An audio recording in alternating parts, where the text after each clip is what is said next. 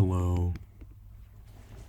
Um, so I wanted to talk about just this is just for me more so, honestly. I kind of just made this and all these videos just so I can sort of talk, really, and just about my own sort of thoughts and, experiences. So I'm just not really going to think about reception or anything really else than that because I guess it's really for me. But dude, I've just been feeling like life is very unfair recently, and we're always told that life isn't fair, like the world isn't fair. I mean, like yeah, that's true. But it's kind of different when it's just kind of hammered sort of into you. I feel like. So I'm in Shanghai right now. I'm studying here. Excuse me. I'm studying abroad, doing Chinese and stuff. And, one thing about the unfairness aspect is just there's such a different, not quality of life, but there's like a different reality for a Chinese person or citizen and like an American citizen. Like, you kind of hear like across the world, like when you're in the U.S., you're like, oh, this person makes like $30 a month. In China, somebody can make like $500 in like a year or something. And at first that kind of seems crazy and stuff, but it's also not the whole story because stuff here is a lot cheaper. So it's like, the yuan is weaker than the dollar. At least like it's not. I think it's like 7-ish yuan per $1. But like you'll get somebody who has like a 50,000 yuan salary for a year, and they'll just go around in China and stuff. And I mean, honestly, like that like you break that down, that's like maybe like 7,000 or like it's not like 7,000 USD or like something like that. And like that's poverty for the US. It's below poverty, of course, but you can't really think of it like that because the stuff and the cost of living is just a lot different. And I didn't realize that because every time you hear sort of about other countries like having like poor resources or something, there's also the costs aren't as high. So that is something to keep in mind. But really, the thing that sort of bothered me with that is the fact of like the asymmetry of being somebody from the US or even like Europe and coming over to like one of these countries, and the fact that like they can't just come over to our country like that. Like for me, let's say you spend like $1,000 on like a plane ticket, so that's like $1,000 USD. Like how is a Chinese person with much less buying power going to be able to afford that exact same thing to the US? So it's like, even though it's not bad, I wouldn't say like it's horrible here or anything, it's bad here, it's like good, and different culture and everything. And China has like a lot of stuff, it's very convenient. So I'm not like saying, oh, it's so much better to be a US citizen. Really, it's kind of not.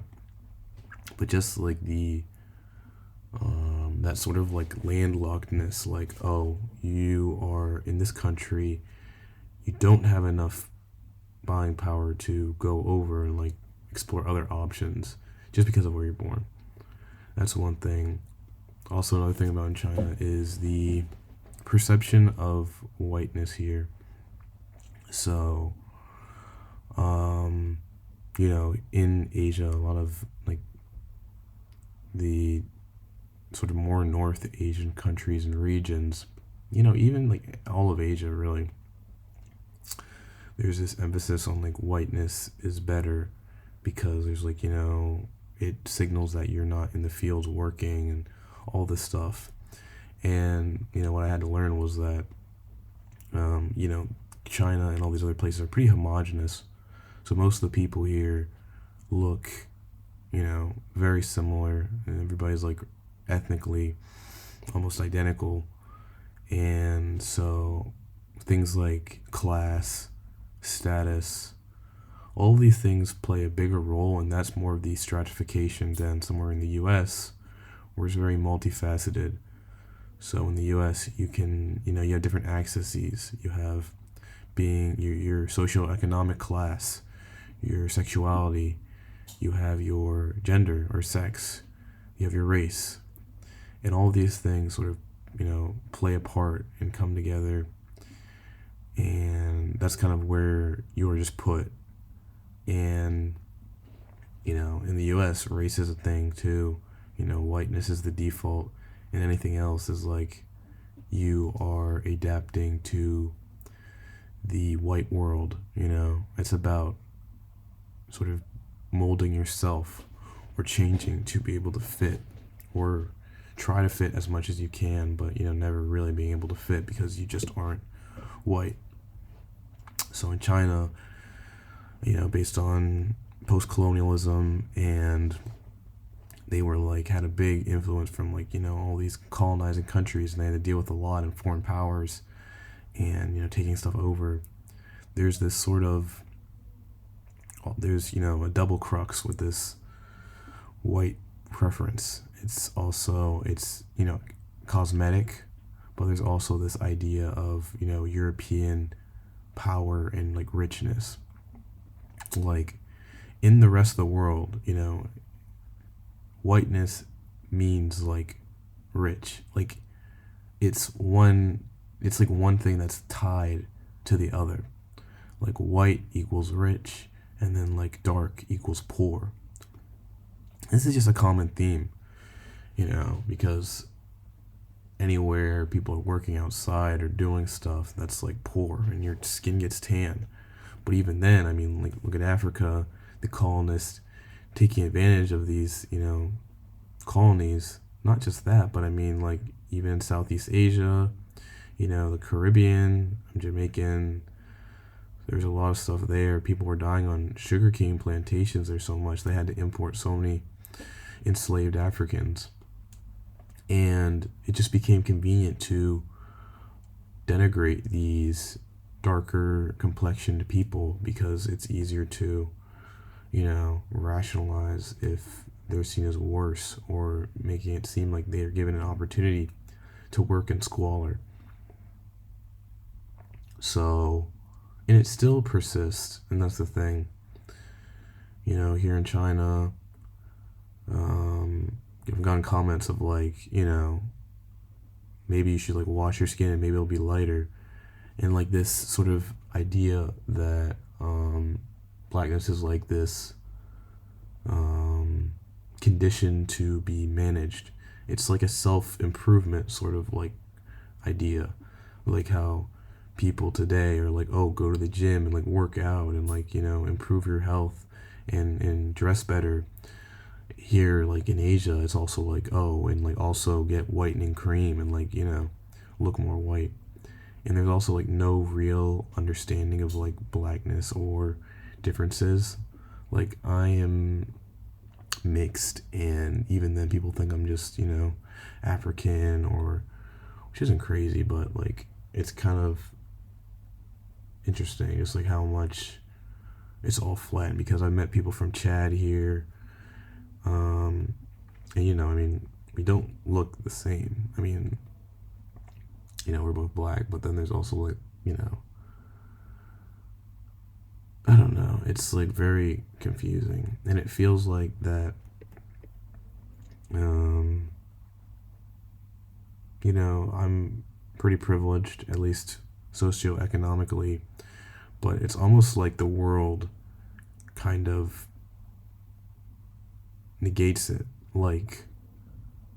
You don't really have position, or your socioeconomics or your class or anything you really have or built doesn't really matter, because I am boxed in with lower classness because being darker.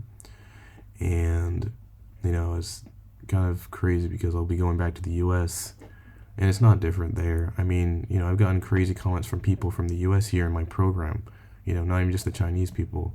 And it's just worse because the Chinese people, at least, they have an excuse for like ignorant. They just haven't met like any black people, or a lot of them haven't. But like, US people will say like such shit that's like, and they don't even realize it's like bad, you know? Like, I feel like everything's kind of scrutinized. Like, kind of as a black guy, there's so many landmines. It feels like I can't live my life without something coming up. Like, anytime I don't like buy watermelons or stuff, but they serve them a lot here, at least in the food and the dinners we have in this program. And like every time I like think about grabbing one, I'm like, oh my god, like is somebody gonna say something? And like somebody sometimes does, and it's like it's like just let me like enjoy like, eating something, or if I'm in a field or if we're like anywhere near a farm, there's always a freaking slave joke, or like I was talking to this guy and he was like